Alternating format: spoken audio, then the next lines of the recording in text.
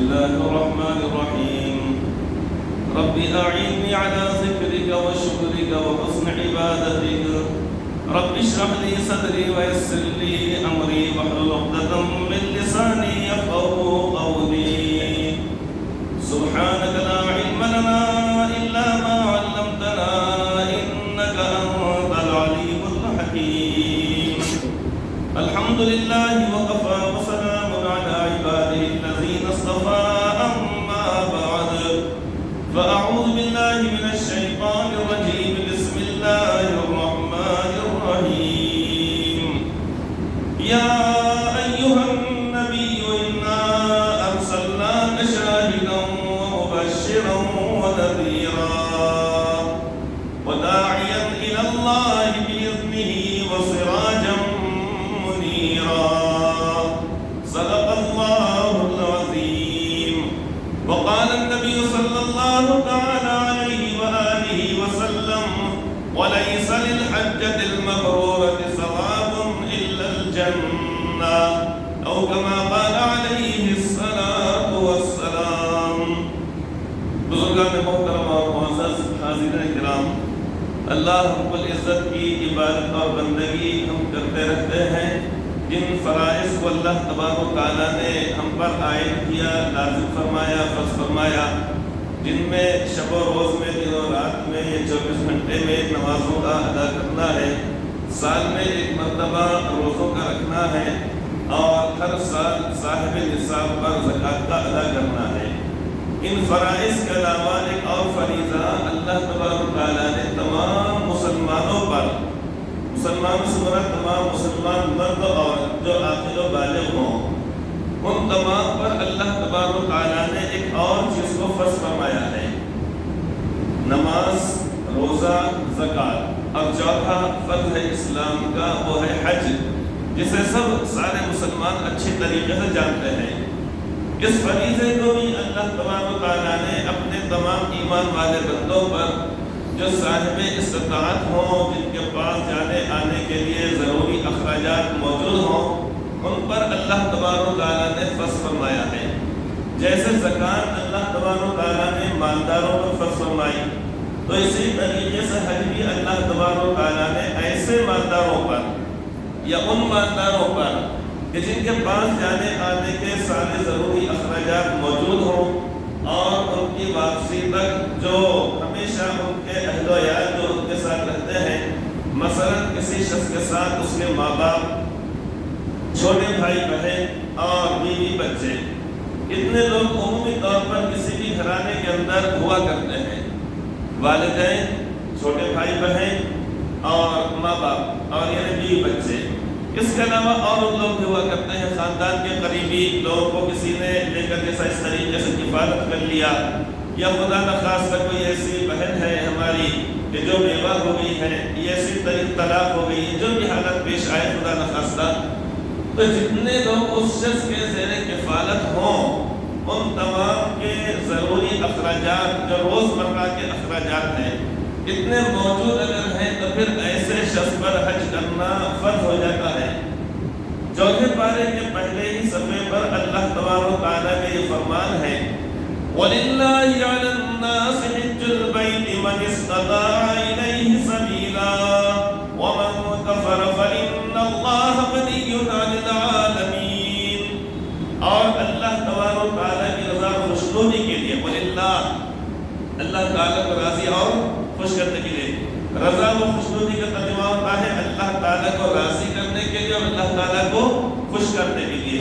لہذا جب بھی یہ لفظ کہا جائے فوراً سمجھ جانا چاہیے کہ رضا و خوشنودی کا مطلب یہ ہوتا ہے کہ اللہ تعالیٰ ہمارے اس عمل سے راضی ہو جائے اور اللہ تبارک و تعالیٰ ہمارے اس عمل سے خوش ہو جائے۔ تو اللہ تعالیٰ فرمان ہے وَلِلَّهِ عَلَى النَّاسِ، اور لوگوں پر فرض ہے، لوگوں کے لیے ضروری ہے، علی الناس، لوگوں کے لیے، للہ، اللہ تبارک و تعالیٰ کو راضی و خوش کرنے کے لیے، حج البیت، بیت اللہ شریف کا سفر کرنا، قصد کرنا، ارادہ کرنا، کس کے اوپر؟ من استطاع الیہ سبیلا، جو شخص اس راستے کے جانے آنے کی طاقت رکھتا ہو، جانے آنے کا مطلب یہ ہے کہ حج کو جانا جس زمانے کے اندر پیدل جائے کرتے تھے لوگ، سواریوں پر، اونٹوں پر، گھوڑوں پر، دیگر سواریوں پر، لہذا اس زمانے میں ان لوگوں کے لیے لازم تھا کہ اس کے مطابق حج کے لیے جائیں۔ پھر اس کے بعد ایک دور آیا، ایک زمانہ آیا، بادبانی کشتیوں سے لوگ جایا کرتے تھے، جہازوں سے لوگ جایا کرتے تھے، 6 مہینے کا سفر ہوا کرتا تھا، جدھر ہواؤں کا رخ ہوتا کشتی ادھر چلی جاتی، ادھر جاری 6 مہینے 1 سال لگ جاتا تھا، اور واپسی کی کوئی ضمانت نہیں ہوا کرتی تھی۔ اس لیے پہلے زمانے کے اندر آج سے 20 سال 25 سال 30 سال 40 سال پہلے لوگ عمر کے آخری حصے میں جایا کرتے تھے، جانا آنا، پھر رونا دھونا، خاندان کے سارے لوگ مل کر رو رہے ہیں، جانے والے کو بھی رونا آ رہا ہے، اور جو لوگ یہاں پر ہیں تمام کو رونا آ رہا ہے، دل میں ہر ایک کے خدشہ رہتا تھا۔ اب پتہ نہیں یہ سمندر کا ان کا سفر ہے، کشتی جدھر چلی جائے، اگر درمیان میں اگر طغیانی اگر آ جائے، موجیں اگر اٹھا کر اگر اس کشتی کو اگر ڈبو دے تو پھر ان کا واپس آنا کوئی یقین نہیں ہے، وہیں پر ڈوب جائیں گے۔ لہذا خدشات جانے والوں کے بھی دل میں ہوتے تھے، اور جو رخصت کرنے والے ہوتے ان کے بھی دل میں ہوا کرتے تھے، اور سب لوگ رویا کرتے تھے۔ ابھی بھی لوگ روتے ہیں، لیکن ابھی تو کیا ہے، بس صبح میں جاؤ شام میں واپس آ جاؤ، 4.5 گھنٹے کا سفر ہے، 4.5 گھنٹے کا، بمبئی سے یا حیدرآباد سے بیٹھے اب 4.5 گھنٹے میں جدہ پہنچ گئے، پھر وہاں سے 1-1.5 گھنٹے کا سفر ہے مکہ مکرمہ کا، وہاں پر عمرہ کر لیا گیا، پھر وہاں سے مدینہ طیبہ 450 کلومیٹر ہے، وہاں پہ روزہ مبارک پر حاضری ہو گئی۔ 4 دن میں انسان عمرہ کر کے اور اس طریقے روزہ مبارک پر حاضر ہو کے آ جاتا ہے، 4 دن میں آ سکتا ہے۔ تو کہاں تو اس زمانے میں سفر تھا 6 مہینے کا، 1 سال کا سفر ہوا کرتا تھا، بادبانی کشتیاں ہیں اور سمندر کی سرکش لہریں ہیں اور موجیں ہیں اور طغیانی ہیں، اس کے حوالے اپنے آپ کو کر دینا پڑتا تھا۔ تو اللہ تبارک و تعالیٰ فرماتا ہے کہ من استطاع الیہ سبیلا، جو شخص اس کے راستے کی کہ بیت اللہ شریف تک پہنچے، اب ادھر کوئی شخص خشکی کے راستے سے آئے، کوئی دری کے راستے سے آئے، کوئی سواریوں سے آئے، کوئی اونٹوں پر بیٹھ کر آئے، کوئی کسی طریقے سے، اب ان لوگوں کے لیے کہ جو لوگ آسانی سے جا سکتے ہیں، یعنی جہاز سے، پانی کے جہاز سے، لہذا وہ اس کے مطابق جائیں گے، جو سواریوں پر بیٹھ کے جا سکتے ہیں اس سے جائیں گے، جو قریبی لوگ ہیں پیدل جا سکتے ہیں پیدل جائیں گے۔ اب اس کے بعد ہوتے ہوتے آج کا زمانہ ایسا ہے کہ ہوائی جہاز سے سفر ہو رہا ہے، ہوائی جہاز سے۔ اب آج کے زمانے میں، آج کے دور میں ان لوگوں کے لیے کہ جن کے پاس ضروری اخراجات موجود ہوں، ضروری اخراجات کا مطلب ہے کہ جانے آنے کے لیے جو ٹکٹ ہے، وہاں پر رہائش ہے، وہاں پر چاہے وہ ریل سے ہو یا بس سے ہو، مکہ مکرمہ سے مدینہ طیبہ ہے، ہوٹلوں میں رہنے کا خرچ ضروری اور موجود ہے، مدینہ طیبہ میں جانا ضروری ہوتا ہے، اس شخص کے لیے جو کمیٹی سجائی کرے تو بہر اور حدیث پاک میں بھی فرمایا کہ ترغیب دی گئی ہے۔ اب اتنا ضروری خرچ اگر موجود ہے تو اس کا مطلب یہ ہے کہ وہ حج کو جا سکتا اور آ سکتا ہے، جانے آنے کے اخراجات موجود ہیں، آدھا کرایہ موجود، مثال کے طور پہ آج کل حج کمیٹی سے تقریباً 4 لاکھ روپے لگ جا رہے ہیں۔ اب کسی شخص کے پاس 2 لاکھ روپے ہے کہ اس کے اوپر حج فرض نہیں ہے، 2.5 ہے تو بھی نہیں ہے، 3 ہے تو بھی نہیں، لیکن جب اتنی مقدار اس کے پاس جمع ہو جائے، جو حج کمیٹی سے جانے کے لیے جو خرچ لگتا ہے اتنا خرچ موجود ہو، اور اس کے ساتھ ساتھ اہل و عیال کا مثلاً 1.5 مہینے یا 2 مہینے کا خرچ کہ اتنا رکھ کر یہاں پر جائیں، یہ نہیں کہ حج کے لیے جائیں اور اس کے بعد دوسرے دن سے جا کر کرانہ دکان پر جا کر سامان ادھار لینا پڑ رہا ہے، اناج گیہوں جوار پسانا پڑ رہا ہے ادھار، ترکاری لانا پڑ رہا ہے ادھار، دوائی لانا پڑ رہا ہے ادھار، ہر جگہ پر کہتے پھر نہیں بھائی وہ حج کے لیے گئے، حج کے لیے گئے، ایسا شریعت کا کہیں پر حکم نہیں ہے کہ انسان حج کے لیے چلے جائے اور اس کے بعد اس کے بیوی بچے یہاں پر پریشان ہوں۔ لیکن جس شخص کے پاس اتنی رقم موجود ہے، اتنے اخراجات موجود ہیں، اب اس کے لیے ضروری ہو جاتا ہے کہ وہ خود حج کو جائیں، مالکانہ اختیارات جس کے پاس ہوں گے، جس کو ہوں گے، اس کے اوپر حج فرض ہوتا ہے۔ یہ غلط فہمی ذہن سے نکال لینی چاہیے کہ پہلے ماں باپ کو حج کرائیں گے، اس کے بعد ہم حج کریں گے، ایسا کہیں پر لکھا ہوا نہیں ہے۔ یہ غلط فہمی بھی نہیں ہونا چاہیے کہ دونوں کا خرچ موجود ہو۔ اگر ایک کا خرچ اگر موجود اگر ہے، اس صورت میں شوہر پر حج کرنا فرض ہو جاتا ہے۔ کسی خاتون کے پاس اتنے پیسے موجود ہیں کہ جو حج کو جانے اور آنے کے لیے اخراجات موجود ہیں، اور ساتھ میں کوئی محرم یعنی جس سے ایسی رشتہ داری ہو کہ جس سے نکاح کرنا کسی بھی حالت میں جائز نہ ہو، حرام ہو، اسے کہا جاتا ہے محرم۔ یا شوہر اگر وہ جانے کے لیے تیار ہے، وہ بھی جا رہا ہے، تو اس کے ساتھ عورت کو حج کو جانا پڑے گا، اور اگر نہیں اگر ہے تو اس وقت تک انتظار کرنا پڑے گا عورت کے لیے جب تک کہ کوئی محرم نہ مل جائے۔ اکیلے جانا، تنہا جانا، محرم کے بغیر جانا، شوہر کے بغیر جانا، اس کی شرعی طور پہ اجازت نہیں ہے۔ چاہے حکومت وقت اجازت دے دے، چاہے وہاں کی سعودی حکومت اجازت دے دے کہ بغیر محرم کے آ سکتے ہیں، یا اسی طریقے سے چند عورتیں 150 عورتیں مل کر آ سکتے ہیں، تو 150 عورتیں ملنے کی وجہ سے وہ ایک دوسرے کے محرم نہیں ہوتے۔ بکری اکیلی ہو یا 50 بکریاں ہو، شیر، چیتا، بھیڑیا اس کے اوپر حملہ کرے گا نہیں کرے گا؟ کیا 50 بکریاں ہونے کی وجہ سے شیر ڈر جائے گا؟ ڈرے گا شیر؟ ہوگا ایسا؟ ہاں، اگر وہ بکری کے ساتھ اگر اس کا مالک اگر موجود اگر ہے تو شیر تھوڑا چھاپ کھائے گا، ڈرے گا تھوڑا۔ اس کے پاس اگر وہ بڑا بھالا ہے، اس کے اوپر ہم کا آگ لگا دے، اگر وہ یہ لمبا بھالا ہے، بندوق ہے، تو تھوڑا سوچے گا کہ مجھے اس پر حملہ کرنا نہیں کرنا، وہ بات کی بات ہوگی، لیکن تھوڑا اس کے دل میں بات آئے گی۔ تو یہ آج کل ایک نئی چیز ہو گئی، نئی 50 اور نہ مل کے چلے جانے کی وجہ سے حج ہو جاتا ہے، سراسر غلط بات ہے۔ یہ ایسا نہیں ہو سکتا ہے۔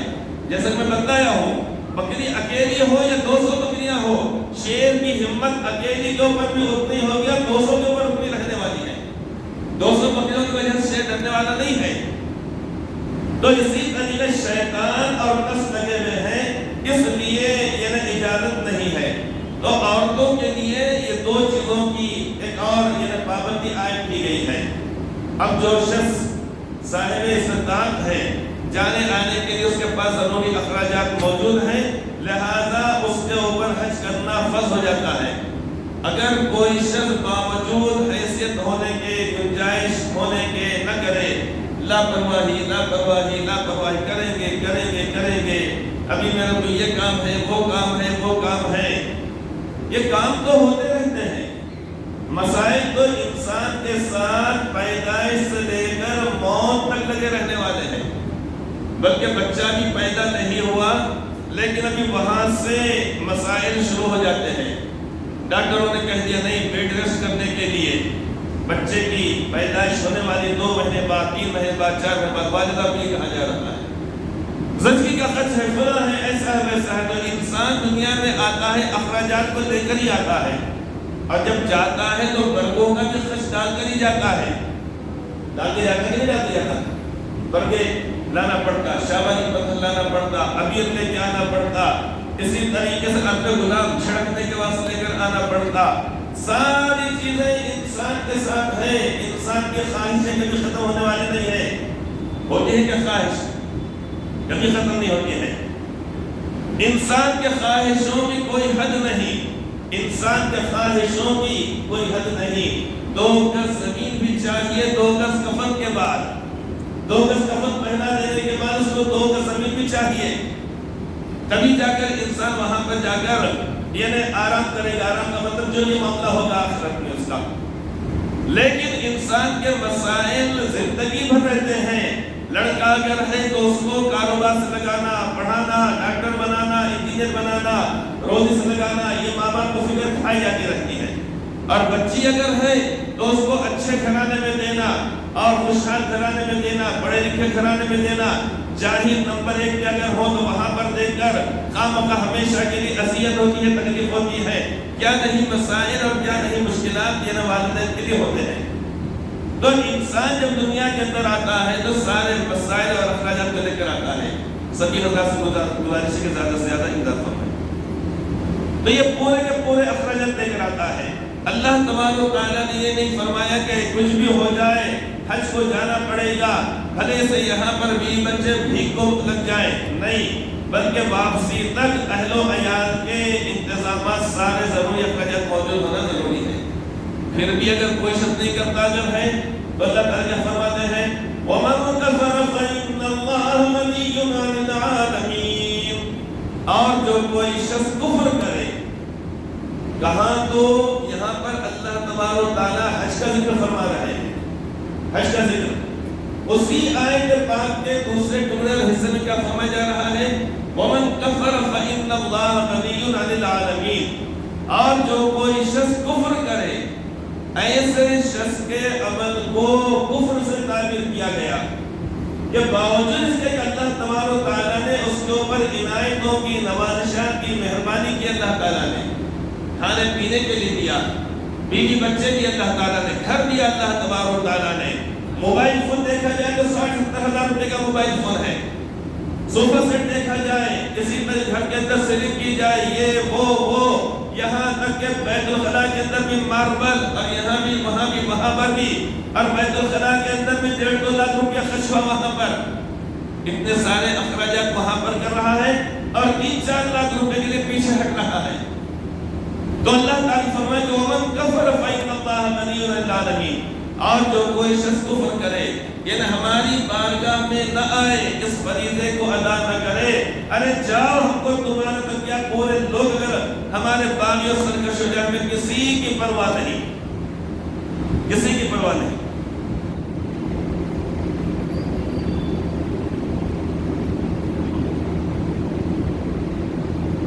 تو نہیں جانے والا شخص ایک حج کے لیے، لیکن اللہ تعالیٰ اتنی ناراض کے ساتھ فرما رہے ہیں کہ اگر سارے کے سارے لوگ سرکش اور باغی اگر ہو جائیں تو ہم کو اس کی پرواہ نہیں. اسی لیے حضرت رسول اکرم صلی اللہ علیہ وسلم نے بات ارشاد فرمائی ہے، متعدد احادیث پاک میں الگ الگ باتیں فرمائی گئی ہیں. مَن لَّمْ يَمْنَعْهُ مِنَ الْحَجِّ حَاجَةٌ ظَاهِرَةٌ أَوْ سُلْطَانٌ جَائِرٌ أَوْ مَرَضٌ حَابِسٌ فَمَاتَ وَلَمْ يَحُجِّ فَلْيَمُتْ إِنْ شَاءَ يَهُودِيًّا وَإِنْ شَاءَ نَصْرَانِيًّا أَوْ كَمَا قَالَ صلی اللہ علیہ وسلم. کہ جس شخص کو نہ روکے حج کو جانے سے حاجت ظاہرہ، حاجت ظاہرہ کا مطلب یہی روپیہ پیسہ، آنے جانے کے ضروری اخراجات. اگر کسی شخص کے پاس اتنی رقم موجود ہے کہ حج کمیٹی سے نمبر نہیں لگا اگر، لیکن 8-10 لاکھ روپے موجود اگر ہیں، اکیلا حج کو جا سکتا ہے، تو یاد رکھا جائے کہ اس کے لیے کسی ٹور سے یا متبادل جو بھی انتظام اس سے جانا ضروری ہے. حج کمیٹی سے تو اس لیے جایا جاتا ہے کہ چلو ایک کے بجائے 2 لوگ اس کے اندر حج کے اندر جا سکتے ہیں. جیسے مثال کے طور پہ 8 لاکھ روپے میں 2 شخص، میاں بیوی، باپ بیٹا، بھائی بہن، کوئی بھی شخص جا سکتے ہیں.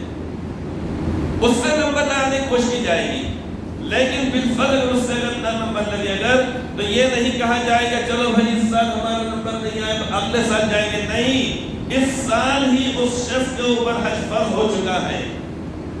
اس لیے آپ نے فرمایا من اراد الحج فلیعجل او کما قال صلی اللہ علیہ وسلم، کہ جو شخص حج کا ارادہ کر لے. حج کا ارادہ کرنے کا مطلب کیا ہے کہ جس شخص کے اوپر ضروری اخراجات جس کے پاس موجود ہوں اور اس نے ارادہ کر لیا حج کو جانے کا، فلیعجل، اسے چاہیے کہ جلدی کرے. جلدی کا مطلب یہ کہ اس کو مؤخر نہ کرے، اگلے سال کریں گے، 25 میں کریں گے، 26 میں کریں گے، 30 میں کریں گے، فلاں وقت میں کریں گے، یہ نہیں، بلکہ دیر نہیں کرنا چاہیے. کیونکہ انسان کی زندگی کا بھروسہ نہیں. اگر خدا نخواستہ اگر موت واقع اگر ہو جائے تو یہ فریضہ اس کے ذمہ باقی رہ جائے گا. تو حدیث پاک میں فرمایا گیا من لم یمنعہ من الحج حاجت ظاہرۃ، کہ جس شخص کو حج کو جانے سے کوئی ظاہری حاجت نہ روکے، یعنی پیسہ اس کے پاس موجود ہے،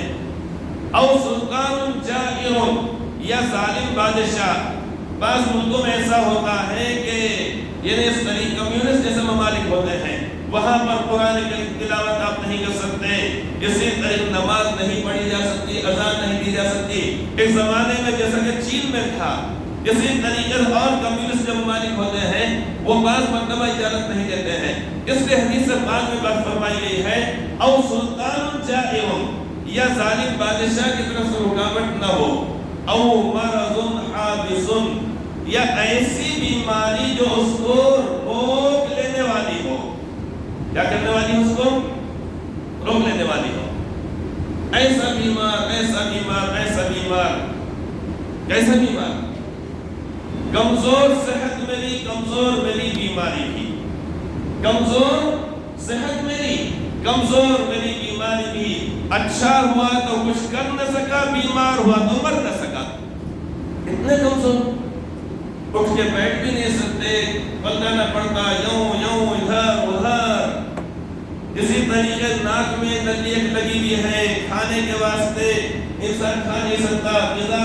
اپنی غذا پہنچائی جا رہی ہے، پھر اسی طریقے سے وہ ہضم ہونے کے بعد اس کے باہر آنے کے لیے مزید تلیاں لگائی دی گئی ہے۔ اللہ تعالیٰ سب کی، ہم سب کی، سبھی کے اللہ تعالیٰ پر فرمائے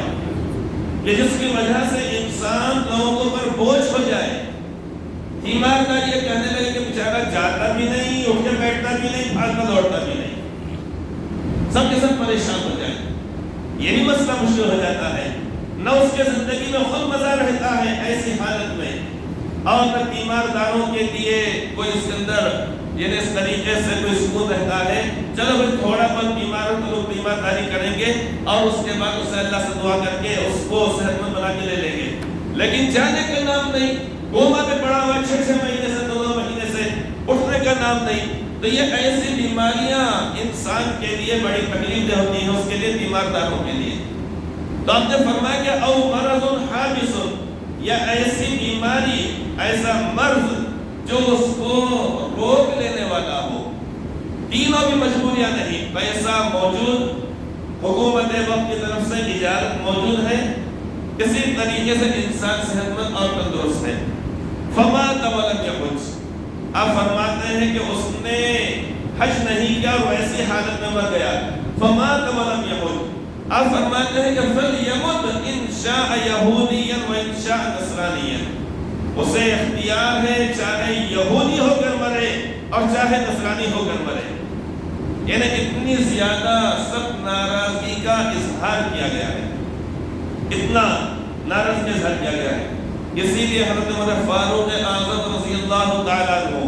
خلیفہ ثانی، جن کے بارے میں آپ نے فرمایا یعنی عشر مبشرہ میں بھی ہے جن کو جنتی ہونے کی دنیا میں بشارت دی گئی ان صحابہ کرام میں، اور آپ نے یہ بھی فرمایا کہ لو کان بعدی نبی لکان عمر، کہ اگر میرے بعد کوئی نبی اگر ہوتے یعنی نبوت کا سلسلہ اگر قائم رہتا جائے رہتا تو ضرور وہ حضرت عمر ہوتے، آپ نے فرمایا۔ تو آپ کہتے ہیں کہ جو شخص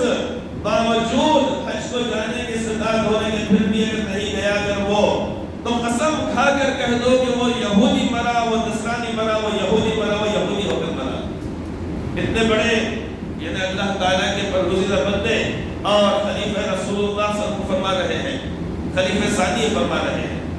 اس لیے اپنا ہم جائزہ لیں ہم کہ کیا واقعتاً میرے اوپر حج فرض ہے یا نہیں ہے۔ اگر ہے اور اتنی استطاعت موجود ہے کہ حج کمیٹی سے ٹھیک ہے نمبر لگائے تھے، نمبر نہیں لگ پایا، لیکن 6-7 لاکھ روپے 8 لاکھ روپے اگر لگ جاتے ہیں اگر ہم کو ہیں اور سارے ضروری اخراجات بھی ہمارے پاس موجود ہیں، تو حج کرنے میں دیر نہیں کرنا چاہیے۔